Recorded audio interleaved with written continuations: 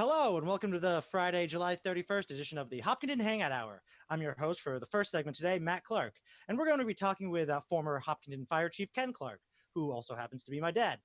Also joining me for this half of the show is my co-host, Mike Terosian. So hello, everyone. Hey, Matt. And don't forget to stay tuned for the second half of the show, where Tom Nappi will be giving us an update onto the ongoing Ashland Independent Baseball League. But before we get to that, thank you so much for being here, Dad. Okay, it's my pleasure. It's good to get back to my Hopkinton roots here. It's been a long time. I've been out of the loop, like I told Mike earlier. So it's good to be back in. And once you're Hopkinton, you're always Hopkinton. When they cut me, I still bleed green. Absolutely. So do you want to start by giving our viewers just we have a lot of viewers who are newer to town since you've retired, so not everyone might know who you are. Do you want to give just people an update of your history in town and what you've been doing since you retired? Okay. Our family came here in 1888. It's been not that far back. Not okay, that far back. A couple of generations. And then I grew up was very, very blessed to grow up in Hopkinton. Played sports at the high school, loved it. Got to go on the fire department at a very young age of 15 and a half as like a probationary call firefighter. Worked my way up through, spent 44 years with the organization there. I retired in January 1st of 1916 from the career firefighter there, 38 years and 3 months. My last 7 as chief. I got to work every position in the building from firefighter to fire prevention to deputy, lieutenant, got to do them all. I don't regret one single second of any time I spent in the building. It was a fantastic community to work in, fantastic community to serve, and I hope it hasn't changed. And for the past 4 years, I did a short stint as a interim fire chief in the town of Upton from September to end of December in 16. And then I've been up in Berlin since just about a year ago. It was 3 August when I went up there as an interim basis, and then they asked me to stay for a little while, and so I'm still there. So it's like kind of like a rebuild. Great community, great people, and I really enjoy it. Fantastic. Well, let's just get right into it, Dad. We'll talk about some of your history with the fire department. You said you started there when you were 15, right? 15 and a half. Yeah. So what brought you into that? Family. It was like, I think at that time, it was like my grandfather had been involved, father and 2 uncles, myself and my 2 brothers are involved. And if I counted the cousins, it would be anywhere from 7 to 11 right in that window there. If I could get them all, you know what I mean? Yeah. So don't even mention the in-laws. Don't even mention the in-laws. Yeah. Or the outlaws, right? Yeah. But it's like, no, it's like, it was definitely a family affair. And it was like, it was always like that. What are we going to do to help the community today atmosphere at the firehouse? So it's like, I grasped that early. I know how much the community engagement is and to stay in tune with your community. So I still enjoy it to this day. I got a lot of passion for it still. In a long time, a lot of water over the dam. And I just have one quick remark on the cover sheet or the cover picture that you had there. I bet you Eric Carty wishes he had some of that water back that's going down the Sudbury River at the line there today. Yeah, we just posted the notice yesterday how the levels are all dropped and the wells are running their butts off, you know? Yeah, that was a good picture. That's some high water there moving pretty fast. You know? So no, that's what kind of kept me, and it always kept my interest. I was mentored by some great people: Arthur Stewart, Dick Stewart, Ricky McMillan, Bobby Bartlett, Artie and Fran Pine, Tippy Spinks. There's a whole line of them that were the greatest mentors somebody at any age could have. So I was very, very blessed. Yeah, I'm with you on that too, Kenny. That list is even longer. You just, the memory keeps going sometimes. I understand, but it's just, when I started, here I am. I come from Malden. You know, I married a townie, and I show up in '87 on the second Monday. It was Ricky McMillan's first drill because Arthur just retired. Yep. And I come walk in. You say, "Who's this?" And Bobby Bartlett introduced me to you. And you say, "I just jump on the back of that truck, and there's a code in there." And that was H9, the old rescue. And next thing you know, we're throwing ladders at the highway barn. Yeah. And I'm right in there first day. And you just brought it in. And everybody had that same feeling when they joined Well, it came, and like you mentioned, giving community service. What are you going to do for the community today? That's mostly what we talked about at our meetings. What are we going That's to what do? a fire department's all about. You know, And back then we made how much money? oh, I think you could easily fit it in a small pocket. Yeah, yeah, yeah. You're lucky. You're lucky you grab some beers after a drill. Yeah. So now you're doing the interim stuff. Before that, and let's step back a little bit too. They also it's strange to see you're waving traffic along sometimes on the roads. Yeah, I was very blessed after a conversation with Chief Lee one day about he saw me kind of hanging out, not doing anything after I retired, and he gave me some training, and I went out and did some street details, and it was it felt good because I felt it kept me kind of like connected to the community after I retired, and got to wave to a lot of people. And I remember one day one of the new people asked me, or one of the guys I was doing a detail with one time, do you wave to everybody? And I said, no, just the ones I know. Yeah. And that could be going all day, Ken. That could be all day with you. So I felt connected, and it still humbles me to all the great people I've met here. I remember one time I saw you doing that, and as I was going to Snappy Dogs one day, and I waved, and you didn't wave back. So That's because, I probably saw you coming. yeah, probably. Or you just didn't recognize my car, He didn't want you to stop and you ask him for some money so you can get a Snappy Dog. Yeah. I knew he wouldn't get me a hot dog. So. So, Dad, obviously you're currently working in as the interim chief in Berlin, or is it still the interim? It's not interim. Full time. Okay. It was full time in May. Okay. So I went from changed from interim to full time in, I think, beginning of May, whatever it was, second or whatever. Okay. And obviously, as everyone knows, during that time, everything changed when the coronavirus attacked. Yep. So do you want to we talked a few times with Chief Slammin about how they're dealing with that in town. How's that been going in Berlin? I think it's a exact same thing as Chief Slammin and Deputy Chief Miller deal with, just on a smaller scale. It's a smaller community. There's less numbers. So it's like, but we did have people that eyebrows raised when we had our first positive COVID case. But it's like, that's the world now. You're going to see it everywhere. You can't be, there's no sheltering in a small community. We got to take the same precautions every day when the personnel are out in the street, masks and if necessary, heavier PPE. So it's like, it is what it is. You're prepared, and you have to be prepared. It's not just the big cities that need to be prepared. That I know Chief Slammin's got Hopkinton very well prepared, and I try to do the same thing when I take my skills up to Berlin that I had with being prepared for things like this. So the only difference though between where his is a permanent department with only 3 call guys left, well, and I'm one of them, but you have a mostly call department, correct? Mike, exactly opposite of that. We have 4 career personnel, counting myself, and I have a fire marshal, like is an inspector type guy. Then I have a lieutenant EMT and a firefighter EMT. Then there's 32, maybe 33 call firefighters. One's coming in the door as we speak, so we'll go to 33. So it's like Hopkinton was probably in like mid 70s. Yeah. Yep. Well, yeah. So there was 26 when I was on in '87. Yep. When I started, so 26. So, but is that harder to manage because these people are coming from their homes or their jobs? Is there a screening process when they come in for a call, or they just jump on a wagon and go? Well, there's not a screening process for operations on the street, but we have a screening process that we have like weekly trainings. There is a screening process for COVID. Take the temperature, ask your questions. They got a spreadsheet started on a laptop to get in, and then and we're just getting ready to institute it for the personnel coming on duty.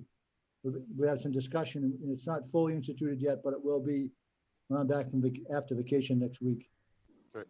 Now, like the chief's job, when you held it here, you were also the emergency management director. Do you hold that there too? I do. Yep. Same. Just a different name in the hat. That's all. Instead of Hopkinton. Yep. It's yep. Same circuits. Any other titles you get to hold? Any other responsibilities? No, that's the truth. There's little things that you help on with they have strength and weaknesses with, but everybody does. But it's like there's lanes that I can help them with. You know what I mean? I try to stay in my lane, and it's like, but there's ones that bring my hazmat experience to the COVID stuff on how to protect people from it. You know what I mean? So it's like just gotta be smart all the time. You can't let your guard down. Still deal with, it's very similar to Hopkinton in a lot of ways. Not as big a section or as busy, but the 290, just north of the 290 exit, we deal with that. So I remember my first day going out there and turning to someone and said, "Yep, I can see the highway hasn't changed." So it's like it's all the same animal, you know. Which 495 of the Mass Pike for us here. Yeah, exactly. Yeah. Unreal. So now you commute too. Before you used to walk to work, and now you actually have to commute. I don't know how people stand the pressure. A 17-minute commute, you know what I mean? The first time, like you said, in my life. And I really, and I joke with it about a lot of people that just give you a dirty look when you say that, because some people have to run into the city and go an hour plus every day. But I'm pretty blessed that way. Like you said, I walked for years. Yeah. And then from Hayden Row and in Pleasant Street, and then until I got a station car, but it was like, nope, a sign, but it is what it is. Do you see any similarities of change that has come in Berlin's way that's happening that happened in Hopkins that you dealt with? We are two things that are like that stand out is one, they're really expanding business like residential size, and they have a 204 unit apartment complex, very similar to on the south side of Legacy Farms. Sure. In there, same exact thing. They're all like cookie cutters. They're all built the same. No elevators because they keep that third floor deck short, so you have to carry up someone all the way from the top down. But it's like they got that. And the fourth one will go on probably next week online. Next week to be occupied. Yeah. And we're starting. We've been given the green light to start a fire-based ALS ambulance. They're basic ambulance now. Go to ALS, the paramedic service, and they will do it up there with a per diem model where you take people who are working other places and get them a day a week to run a shift for you. Sure. So like it's a per diem ALS shift. So it's like right in the beginning stages of putting that together. Did you ever see yourself starting another ALS service again in a fire department? Well, I can't take credit. I worked a lot in different aspects of the ones here. Chief Doherty was the main thing there. He carried that ball huge, and when he asked me to carry it for him, I would carry it. But he has to take 90% of the credit to start that. You know what I mean? Along with you got to give the union a lot of credit also, because they accepted that very willingly. They knew where things were changing in the world, and it needed to be fire-based, and you cross-train your personnel to be firefighters, so they could go to the worst EMS call you have to the worst fire call you have in the blink of an eye. You know what I mean? So that's the kind of thing I'm bringing to Berlin, is cross-train people to do it as you hire people, hire medics, and then train them to be firefighters, because that seemed easier than having firefighters and train them to be medics. So it's like, so that's the route that we're going to follow up there. It's like, why reinvent the wheel? Sure. Matt, were you going to say something? I'm sorry. Yes, I was going to ask, so like, Dad, like, can you say like, what's one of your favorite memories from your time in the in the Hopkinton Fire Department? Kenny, remember this is a family show, please. Yep, I go. Yep. Yeah, fair.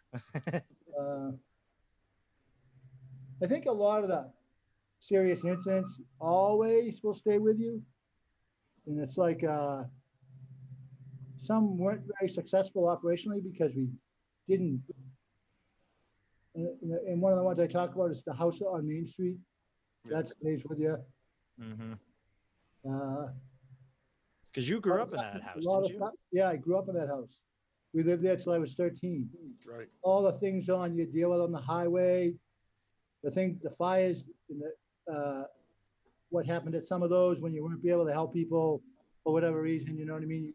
You give it that 120% shot, but even that didn't help, you know what I mean? So it's like, those things stay with you, but there's also the times when you get to see one of the guys deliver a baby, or you get to like watch something like that, and that melts a lot of that other stuff away, and like makes your career balanced. You know what I mean? So Mhm. you see opposite ends of the spectrum, and it's like, but there's a lot of calls that you wish you could have back. It's even a lot of people that you knew, but that's part of the job when you do it. You know, you go in someone's house and you try to help them to as much as you can, and sometimes you can't. And one of the things that help make you deal with all those memories is the camaraderie during your downtime, the camaraderie during the drills. I bet you remember some of the drills, like the most famous night of ice water training down at the state park. Oh, yep. Solid All the gold. gold dances. No, That we were saying that for our select board chair, Brendan Tenstone, who loves to Oh my watch this God. program. I'm sure he's watching now. Solid gold dances. Yeah, but some of those nights, and the relief meetings, the spaghetti Relief dinners. dinners, those were all. I can remember learning how to at an early one. Almond Cunningham, which is Billy Cunningham's dad, and just so happens the way the world turns is my wife with his granddaughter is they're like co-teachers, like in the rooms next door. Yeah. I'd say, hey, you ever learn how to play pitch and learn how to play pitch from them, you know what I mean? So it's like at a relief meeting. So it's like old timers like that. And that's like, those are the times that you keep your mouth shut and your ears open and learn, you know? That's it. That's how I learned to play pitch and cribbage, was in the day room. Yeah. And that was the old police station. Yeah. But yeah, it's those kind of things. It's those kind of memories. It's just like when you played sports in school. It wasn't all the games. It was your practices. It was your spaghetti dinners. It was all that. That's what made it, not the games. I have so many friends from those days that you just don't see as much anymore. But as soon as you see them, you're instantly right into a conversation, and it's like there's been no time period in between last seeing them. You just share your life with them, and it's really fun. Well, let's speak on that. Let's talk Thanksgiving Day games. Do you think, have you seen a big difference in the crowds because these games don't mean anything anymore other than bragging rights, because the MIA set up the playoffs? Do you see how the crowd has changed since then? I don't even know if there's bragging rights anymore. I was brought up and taught that that's the game where it counted all year. You could have a losing schedule, and if you won that game, you had a successful season. And we didn't have many losing seasons, but it was like. But I also got to play with a lot of very, very talented ball players in football and basketball. And it's like, but the Thanksgiving game was a little different. You prepared different. You went on the field that you were highly motivated. You know what I mean? And we were blessed to win. And the ones when I was there, 2 out of 3, so it was like good. But even with my boys when they played, it was different because there wasn't the same emphasis. I think when I grew up, both towns were more blue collar. And it's like it was a different. There was and I'm not saying the New's bad. The New was great because through the boys I met a lot of fantastic people with the 4 boys playing sports and all the teams I coached. But it was like it was just a different atmosphere. And you would be when you come on the field for Thanksgiving in 19. What years did I play? I graduated in 74. So my senior year would have been 73 in the fall. And they were 6 deep on the sidelines. You know what I mean? And the stands were full. And it was just crazy. And you would run through there and the place would go berserk. And it was the same thing on a basketball night. You'd be Friday night in the middle school gym against a Holliston or an Ashland, and the place would be just, the noise would be unbelievable. The jazz band was there playing, and Coach Burt was coaching, and Jerry Hart for the football, and all those famous names. And it was like, it was an honor to play Hopkinton sports. And you wore it was only green and white at the time, but you wore it with great distinction and great honor. Yeah, that orange thing. I was just having a conversation about it again today.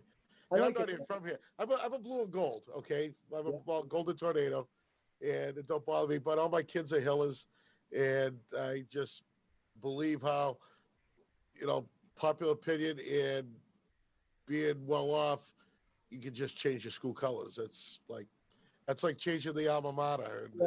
But I actually heard a story, and I don't know if I think it's true. I take it as true, is that Coach Hughes had a football team, and they got some new uniforms, and they threw a little orange in that looked like Miami. And I can remember reading the paper and the Medfield coach saying they're as fast as Miami and they hit as hard as Miami and they're almost as big as Miami. That's when he had really some of his successful teams. And my oldest boys, my oldest two boys were blessed to be able to play for a coach like that, Joe and Sean. So it's like they've had tremendous seasons with him. And it's nice too, since he's retired, he went into the youth sports and he's now back coaching the little kids again. And they don't understand what they have by having him on the sideline with them. They really don't. All that experience. They don't. And the parents never will. You know what I mean? It's like they don't understand. They're just a quiet, very unassuming, humble person, and he just gets it done. No, it is incredible. So now with so the orange gets in there, then the Batman H comes in there. Thank God they went back to old school, and at least that's doing well. That is old school for me. The Batman H. That is terrible. And, and I'm not even trying to say, hey, let's go back to stone throwers. Oh, that was a whole different time, different school. Yeah, but I had 3 great uncles that played on that team. Right. Yeah. Right. But I'm just saying this. Eddie and Ernie and I think my grandfather. So there's 2 great uncles and a grandfather. I think. That's what I've been told. That's incredible. It's the history. It's very, very rich, and I love seeing it brought out. And another guy who we just lost, Josh Hanna, lost him to Franklin. He's now the principal. I don't know if you heard that news. Did you hear that news? No, that's great news. They don't know the talent that they're getting there. He is. Oh my goodness! It's definitely got lost. And he brought a lot of the history back. Although the school was doing the high school athletic hall of fame, he decided to start a general high school hall of fame and bringing back all the greats, the Phippses and McIntyres and Beatties and so forth. Yep. And, every other year we're bringing them in and honoring for achievements throughout town, not just athletics. Yeah. And that's one of the great things that Josh Hanna has brought. Great program. Who else? Even though, he's so much younger, that when you think school spirit, you think Josh Hanna, you think of the Hillerman, you think of what the kind of spirit that kid brought to the school, that when he gets his job at Natick, he dug out school spirit there. He came back here, brought it back here. And I can imagine as principal at Franklin High School, what he's going to create over there. Sky's the limit for that, man. Without a doubt. So what else is going on? We don't see you out anymore because of this COVID and you're working out of town. What have you been doing to keep yourself entertained? Well, I think the thing I'm most excited about is after raising 4 boys in our house here, that we have a little pink now with a little granddaughter who just turned a year old, and Joe and Caroline have a little girl that is just simply outstanding. Like she's a killer. And it's like, and we have more fun with her little blonde hair with the double pigtails. And it's like, it's nice to see Marie have some pink. I was going to say, Marie must be most excited. We never even had female pets. All the pets are all male. Matthew will say that. She comes through the door, just lights the place up. Oh, yeah. She's amazing. Yeah, that's great. And, that's, you being an uncle, having a nice little niece, that must be fun. Yep. Oh, yeah. She just turned 1. The other day. Yep. Oh, it's been a year already. Wow. That's incredible. That's incredible. So you get the granddaughter. So is, we got more coming. Are they discussing more? I don't know. That's up to Joe and Caroline. We don't go there. That's like one place you don't go. Maybe, hopefully. Hopefully. But it's like, it's up to Joe and Caroline. It is what it is. That's awesome. Exactly. And of course, you still got the rest of the family around. You got, the boys around. You still got the cousins. You still got the in-laws. Oh, they're everywhere. Everybody's still pretty close, which is nice. And it's just normally you'd be on your second or third pool party by now, but yeah, pretty quiet. Those are nice and quiet. Just a couple of us at a time enjoying it, but it's like anything. We need to stay disciplined with that, with the with the COVID and keep our social distancing, and everyone has a responsibility to do that. And that's been proven in Mass. I think the leadership has been good, and it shows where we are as a state, that we should all be proud of that. Right. And I see, we just had big events going on with the school discussing how they're going to reopen. Yeah. And there's a lot of people that want to get their kids back into school, and I would like to see it too. But, if it's done safely, let's do it safely. It's not like we're opening the beaches like they did in Florida. We're going to open up a school system and where it's monitored and everything. And I don't know how many of these parents, need to get back into the office, because there's still tons of places still not open. Yeah, no, you think about that all the time, and how it has so much affected our society and the family structure. And I think the only good thing I can see about it from being on the street is families are spending more time together. Maybe, it might, you know what I mean? I think the function of staying together is good. The reason for that we're together is not good, but I think society as a whole, for the most part, is doing the best they can with it. I'm with you. Matt, Absolutely. you spending a lot more time at home? I mean, yeah, you have to. Yeah, I also have air conditioning, so. That's nice. So we only got a couple minutes left, Matt. What do you got? Well, I want to thank you, Dad, for being here. We do have to wrap up because we have another segment. But first, we're gonna send it over to me to just give a recap of a what's happening next week. So thank you, Matt. I'm Matt, and next week we have coming up on Sunday. We're gonna have the usual combined Christian service, but also a very special event. We're gonna be having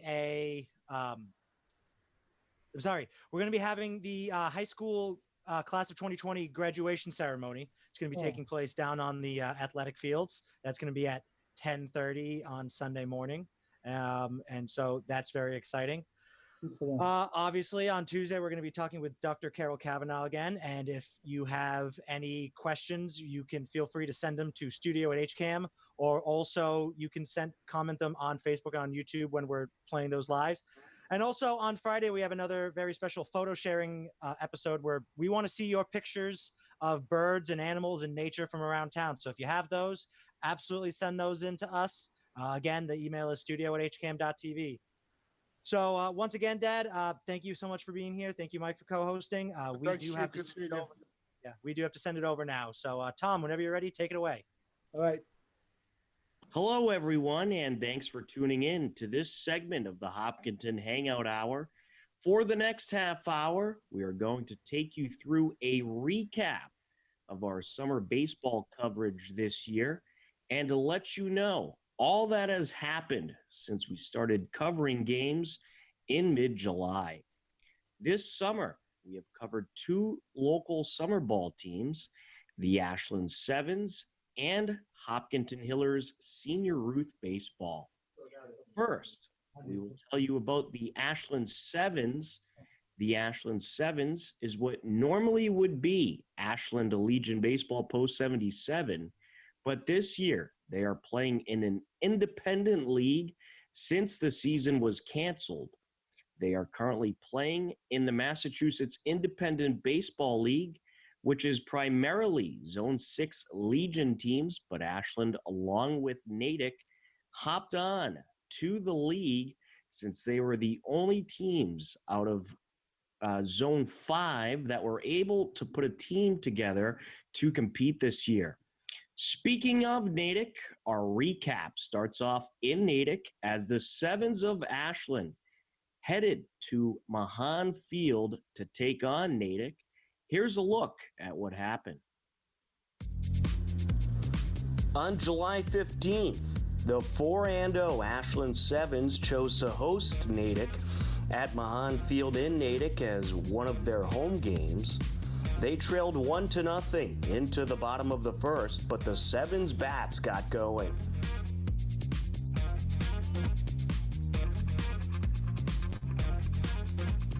Coleman deals, and this is up the left side, fielded by the shortstop. He'll throw to third. It gets away from him, and everybody's going to be safe. And now the lead runner, Balowit's going to try to score, and he will.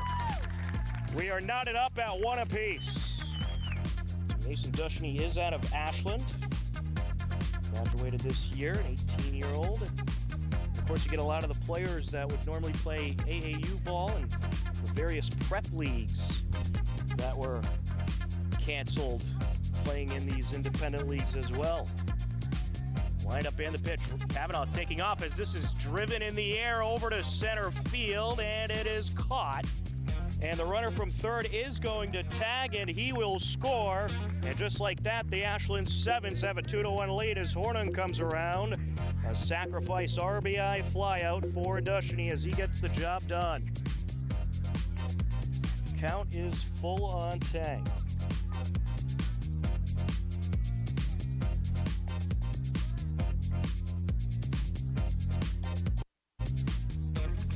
Coleman looks at second and deals. And this is gulped in the air, and that'll slip into a hole up the left side. Here comes another Ashland Sevens run. And it is a 3-1 lead as Lawrence Tang has his first hit of the season, and it's an RBI. Tom Kavanaugh comes around to score. It was an 8-1 Ashland Sevens lead heading into the bottom of the fifth, and the bats got going once again for the Sevens. The Sevens trying to put the finishing touches on what could perhaps be win number 5. And this is up the middle past the reach of the shortstop. Curley heading to third. Around third he goes. The throw in is going to be nearly cut off. Curley will score. And now heading over to third is Calabrese. And now to second is Sam Farrell. Taking advantage of the situation there. It's a 9-1 Ashland Sevens lead. Ashland took the win via a 5-inning mercy by a final of 11-1 and improved to 5 wins and no losses. In the game, Nick Calabrese went a perfect 3-for-3 at the plate and scored a pair of runs as well as drove in a run. The next night, July 16th, Ashland hosted Canton at Ashland Middle School. Ashland had a 3-2 lead heading into the bottom of the second, and the Sevens rallied. 24 on base percentage as he rips this one in the air to center field, and that'll drop down. Here comes Nick Calabrese to score. Behind him is Dossis. He will score with ease. And now Farrell's going to come around. He'll score as well. It's going to be a 3 RBI triple for Jackson Hornung. And the Ashland Sevens are up 6-2 on Canton. Line up and the pitch. Up the left side, and it's past the reach of the third baseman. Here comes Hornung around to score, and that'll be the 4th Sevens run of the inning as Kavanaugh slides safely into second base. An RBI double for Dom Kavanaugh. Line up and the pitch. Dennison gets a piece of this one over to center field, and that'll drop in for a hit. Dom Kavanaugh is around to score, and the throw to third will not be in time to get Balowitz, and it's an RBI single for Dennison. He then tried to take second on the throw to third and was thrown out, but he gets the run in and makes it a 5-run inning for the Ashland Sevens.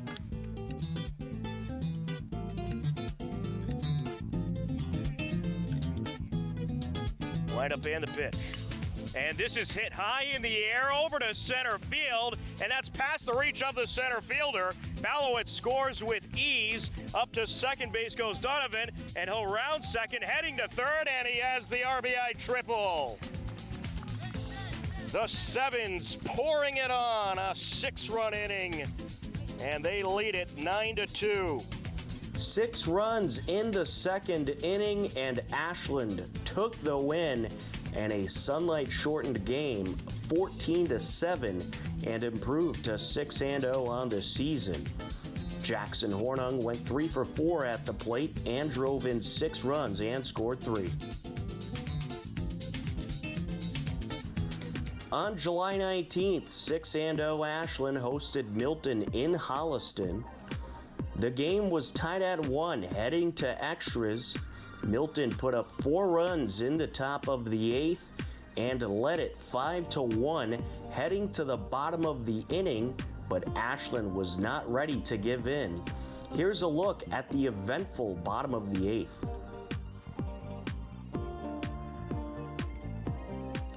Ashland Sevens, the last remaining undefeated team, as this is hit up the right side. Glove by the first baseman. Throw over is going to get away. 1 run is already in. Here comes another run. And we are not quite done yet. A 5-3 game as Kavanaugh advances to third. Posse would get the win. And we have an animal on the field. Looks like there's a groundhog on the field. So it is Groundhog's Day here at Robert H. Adams Field. Coach Obid going to try to chase him away. And we'll certainly try to get a good shot of him for the broadcast as well. Well, it's turned into a pretty entertaining night, to say the least, in many ways. And that groundhog does not want to leave.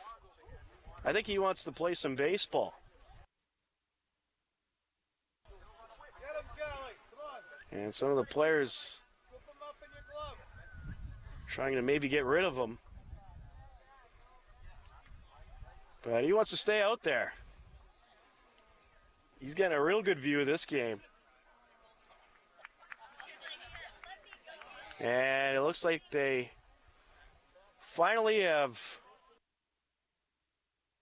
got rid of the groundhog. Well, that was something. Leg left hand, the pitch. Gets a piece of it over to left center. That'll drop in. 1 run is in to score. Here comes the tying run. And guess what? We're knotted at 5 apiece. Unbelievable.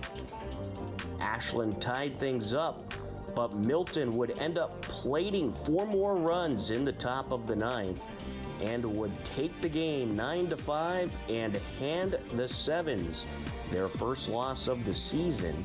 Ashland fell to 6-1 on the year. After a tough loss, Ashland went into Westwood on July 20th and got back in the win column.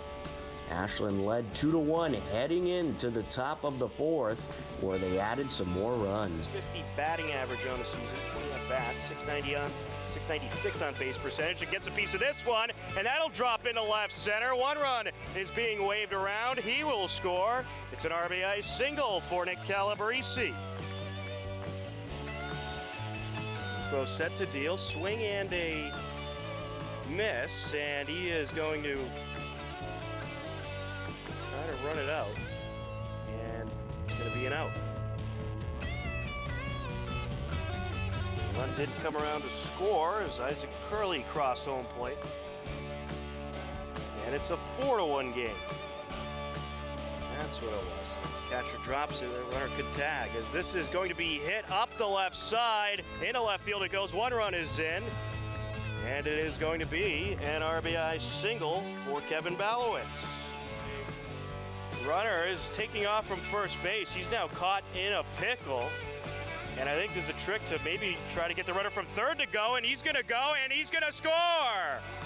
So it works out. The old trick lead worked out for Kevin Balowitz. And Shea Donovan comes around to score. And it's a 6-1 game. Balowitz is even able to get back to first base safely. 4 runs scored for the Sevens in the inning, and they would end up taking the game 13-5 and improve to 7-1 overall. Mason Dushney, Isaac Curley, and Nick Calabrese all had a pair of hits in the game. Dushney drove in 2 runs, while Curley and Calabrese scored 3 runs apiece.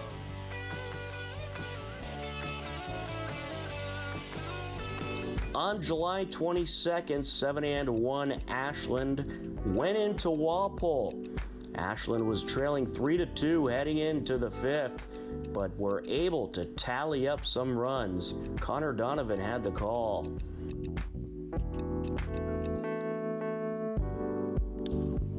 It's going to be hit in the air, right field line, and it's going to be called fair. Calabrese is going to try to score from second. And it looks like, wow, Balowitz is going to be safe at second. He ran that one out. And a run is going to score for Ashland. That's going to tie it at 3.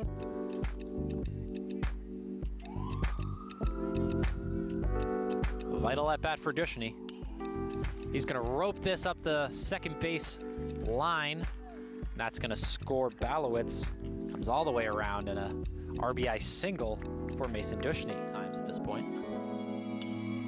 That's going to be crushed up the second base line yet again. It's going to split the gap and trying to go home. And he's safe. Wow. Mason Dushny. Ashland took the game 7-4 and improved to 8-1 on the season. In the game, Nick Calabrese continued to be red hot at the plate, going 2 for 3 with an RBI and a run.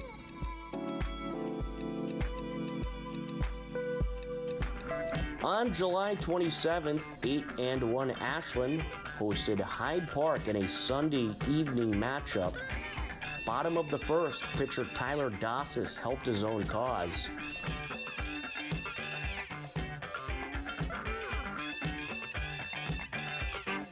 They'll get a piece of this up the first baseline. That's a fair ball. Here comes Dushny around to score, and now Farrell being waved around. He will score as well. A 2 RBI single for Tony Dossis. It's 2-0 Ashland Sevens.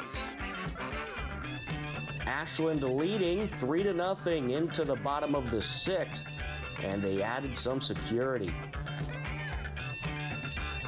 And he'll get a piece of this one over to left field. This could be trouble, and it's going to get by the left fielder. Kavanaugh will score with ease. Dossis is going to be waved around. He will score as well. Now heading to third is Donovan. Did he get in? No, he's going to be called out. But he gets the job done as Dom Kavanaugh comes around to score. Tony Dossis comes around to score. So you can score that, a 2 RBI double for Shea Donovan, and thrown out trying to advance to third. And this is going to be up the middle. That'll get through. Here comes Curley, an RBI single for Nick Calabrese. He just continues to make noise with the bat. He has been unbelievable in that 9th spot this season. That'll bring up Mason Dushny. Ashland took the game 6-0. Tyler Dossis pitched a complete game shutout, striking out 6 hitters overall, and helped Ashland improve to 9-1 on the season. Another team we had the privilege of covering this summer was Hopkinton Senior Ruth baseball. Coach Steve Simos, assisted by some of the Hopkinton baseball staff, brought back the program for the first time since 2015 to give the high school team an opportunity to play together since the high school season was canceled, and they have certainly made it a fun experience. We had our first broadcast on Monday, July 27th, and they went to Bowditch Field in Framingham with a record of 5 wins, 3 losses, and a tie to take on 4-4 Framingham. Top of the first inning, the Hillers bats got going right off the bat. It is a nice night here at Bowditch Field. As Kelly steps in, temperatures in the low 80s now. Certainly a hot and humid day, but it is starting to cool off. As the lefty, Connor Kelly, faces a 0-1 count. Slight lead by the runners, and that'll hit him, and a run will score. So just like that, it's 1-0 Hopkinton as Ambrosoni comes around to score. Field. Up and the pitch. And he'll get a piece of this one over to left center, and that'll drop down for a hit. One run is in to score. Here comes Barker Hook. He will score. And now a third run. Kelly trying to score, and he will as well. It's a 4-0 lead for the... Dylan Locke comes through with a 3 RBI double for the Hillers and puts them up 4-0. Keene takes a look at second base and deals. And he'll get down for it. Here he comes. After that, Chase Doherty adds another run. A nice RBI single scores Dylan Locke to make it 5-0. 5 runs scored in the first inning, and Hopkinton leading 7-0 into the top of the 5th. Started to rally until this happened. Locke has doubled and walked. There's a 3 RBI double back in the first inning. He also scored a run, 5th run of the game. And he'll hit this one up the left side. That'll get through into left field as the sprinklers come on here at Bowditch Field. It'll be a single by Locke. Breslin up to second, and the sprinklers are on here at Bowditch Field. And some of the outfielders having to dodge the water. And right in the midst of that base hit by Locke, the sprinklers came on, and unfortunately, due to the wetness of the field and inability to turn the irrigation system off, they had to call the game right there. Hopkinton took the win 7-0 and improved to 6 wins, 3 losses, and 1 tie on the season. Hopkinton getting the sprinkler shortened 7-0 victory over Framingham. The bats were tremendous. Tommy Ambrosoni 1 for 3 at the plate, 2 runs in the game. And then, of course, you had Drew Rankitory. He went 2 for 3 with an RBI. Alex Barker Hook 1 for 3 with a run scored and an RBI. Jack Breslin chipped in with a couple of hits. How about Dylan Locke? 2 for 2 at the plate, a run and 3 RBIs in the game. And then Chase Doherty, he went 1 for 2 with an RBI. Chase Doherty, I expect him to have a big role on the high school club in upcoming years. And then pitching-wise, John Waters was terrific. 4 solid innings of work, giving up no runs and just 1 hit. 5 strikeouts in the game. Tremendous work by John Waters. In the next game for Hopkinton Senior Ruth, they went home to host Franklin, and the bats picked up right where they left off, scoreless in the bottom of the first, but that quickly changed. Victory Framingham yesterday in a sprinkler shortened game. As this is up the left side, that's a fair ball. Here comes Rankitory over to third. Are they going to wave him around? Yes, they are. He's going to try to score, and he will. 1-0 Hillers, an RBI double for Alex Barker Hook. Kelly will get a piece of this one. Up the middle it goes into center field. Barker Hook being waved around. Here he comes, and he will score. 2-0 Hillers, an RBI single for Connor Kelly.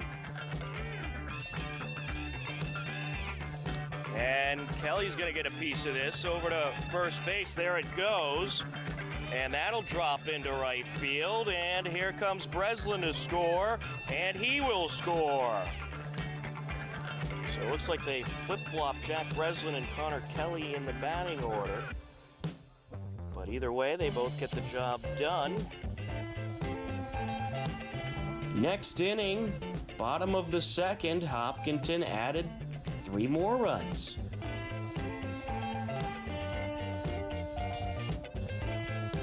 Line up and the pitch. That hit him, and a run will score.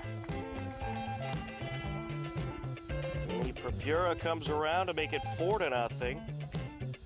Seamus up to third, Rankitory to second, Barker Hook to first, Jack Breslin to the plate.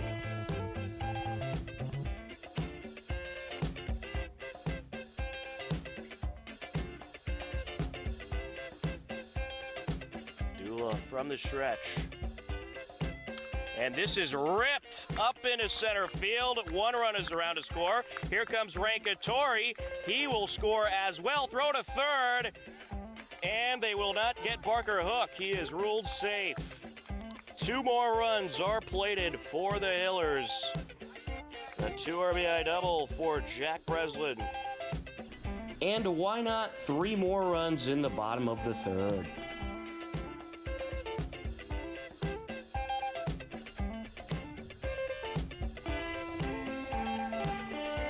We'll set the deal.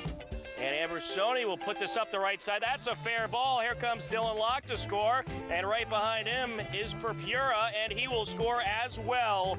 A 2 RBI single for Tommy Ambersoni. It is now an 8-0 lead for the Hillers. On the stretch. And this is ripped into right field. That'll drop in for a hit. Being waved around and scoring is Ambersoni. Shane is held up at third. An RBI single for Drew Rankitory. Hopkinton would end up plating another run in the bottom of the 5th to take the 10-0 win via mercy rule and improved to 8 wins, 3 losses, and a tie on the season.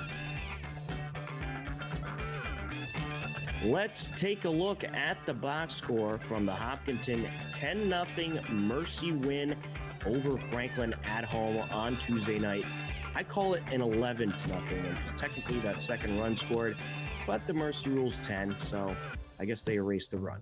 But let's take a look at the box score. Impressive stuff as always. Tommy Ambersoni went 2 for 4, run scored, 2 RBIs. How about Ronnie Seamus? 3 for 3 at the plate with a run scored. Then you had Drew Rankitory, 2 for 4 at the plate, 2 runs scored and an RBI. Alex Barker Hook chipped in with a hit, scored a run, and drove in 2. Then you had Jack Breslin, 3 for 3 at the plate, a run scored, 4 RBIs for Breslin. Connor Kelly, 1 for 3 with an RBI. And then Dylan Locke chipping in once again. He went 1 for 1 with a run scored for Hopkinton. And then Vinny Purpura, the pitcher, helping his own cause, 2 for 2 with 2 runs scored. Impressive stuff. And talking about Vinny Purpura, he went 3 solid innings in the game, striking out 7. Then Mike Burney, he picked up the rest of the way. He pitched 2 solid shutout innings as well, striking out 1 as Hopkinton takes down an impressive baseball town in Franklin. Wave the mercy. 10-0 was the final in that game. And guess what else Hopkinton did? In their last game of the season in Westboro, they ended up getting a 15-0 mercy win over Westboro. So the Hopkinton Senior Ruth team finishing off regular season play with 3 straight wins, 9 wins, 3 losses, and a tie overall. They wrap up the regular season, and now they head to playoffs, and we are certainly going to try to cover as many playoff games as we can for the Hopkinton Senior Ruth team. Taking a look at some of the season stats for Hopkinton Senior Ruth, it's certainly been impressive. Let's take a look at the top hitters. Drew Rankitory, a .571 batting average, 9 RBIs, 9 runs scored, .553 on base percentage. Unbelievable. Dylan Locke, .556 batting average. He only played in 4 games, but he contributed heavily in those 4 games he played. .667 on base percentage, 3 RBIs, 4 runs. Tommy McCullough, .500 batting average. He got into 5 games, .700 on base percentage, an RBI, and 2 runs. Of course, one of the things they try to do in Senior Ruth, they try to give everybody some playing time. Jack Breslin, he had a whole lot of playing time for the Senior Ruth team. He played in 10 games, .423 batting average, .516 on base percentage, 11 RBIs, and 7 runs on the season. And then how about Tommy Ambersoni? Not only can Tommy Ambersoni contribute on the basketball court, but he can also heavily contribute on the baseball diamond. A .391 batting average, .500 on base percentage, 11 runs scored, 7 RBIs, and a home run for Mr. Tommy Ambrosoni. And then you have Ronnie Shamus, 364 batting average, 588 on base percentage, 6 runs on the season, and an RBI. He has contributed. Connor Kelly also contributing heavily with 6 RBIs and a 333 batting average. Tyler Morse, 333, and also has contributed 4 runs for the Hopkinton Hillers Senior Ruth program. As a team, they have hit pretty impressive 323 as a team, 448 on base percentage. Impressive stuff by the Senior Ruth team, and not only impressive in the batter's box, but also impressive on the pitcher's mound. How about this ERA? 1.51 ERA on the season for Hopkinton Senior Ruth, and they have had some impressive performances. Look at this. Alex Barker Hook. How about this guy? 13 innings pitched on the season. Look at that ERA. A zero ERA in 13 innings. That is impressive. Cam Jarrett, 0, 4 innings. John Waters, 0, 5 innings. I expect Waters, Jarrett, and Barker Hook to have a lot of work in the playoffs. Tommy McAuliffe, perfect 3 innings. Vinny Papura, a perfect 3 innings. And some of these guys I know are double rostered with AAU programs. I believe Papura is a double rostee. So that's why you see those innings are down for some of these guys. And I believe Tommy McAuliffe is also a double rostered player as well. Jack Breslin has worked 10 innings for the Hopkinton Senior Ruth team, and he has pitched well, a .70 ERA. Impressive stuff by Breslin. He's only given up 1 run. And then Connor Kelly, 6 innings, 1.16 ERA. Not too bad at all. Mike Burney, 4 innings worked, 1.75. And then you got this guy, Nick Skiba, 14 innings, a 2.00 ERA. Very impressive. Very strong pitching by the Hopkinton Senior Ruth team, and we certainly look forward to trying to cover as many playoff games as we can and seeing what they do in the postseason. An impressive squad Coach Simos has this year, and it should be a fun postseason run. Both the Ashland Sevens and the Hopkinton Senior Ruth team are currently in their last weeks of the regular season. As we mentioned, Senior Ruth, they're all done for the regular season, and the playoffs are going to be starting very soon. We're waiting to get that schedule. We'll certainly let you know on our website, hcam.tv, as well as our social media pages in the Ashland Sevens. A couple more games left. Our next broadcast is actually going to be Friday night, July 31st, tonight. If you're watching this on that live Hangout Hour, we will have Ashland Sevens baseball. It's a makeup game against Kingston, 5:45 p.m. First pitch from Ashland Middle School. Come down and enjoy some baseball if you want. Of course, you just have to bring a mask, properly socially distanced, but it's a fun atmosphere down there over at Ashland Middle School. So next up for both of the teams will be playoff baseball, and we will certainly be covering as much of the action as possible. So be on the lookout for broadcasts of both teams and the latest news, information, and highlights on our website, hcam.tv.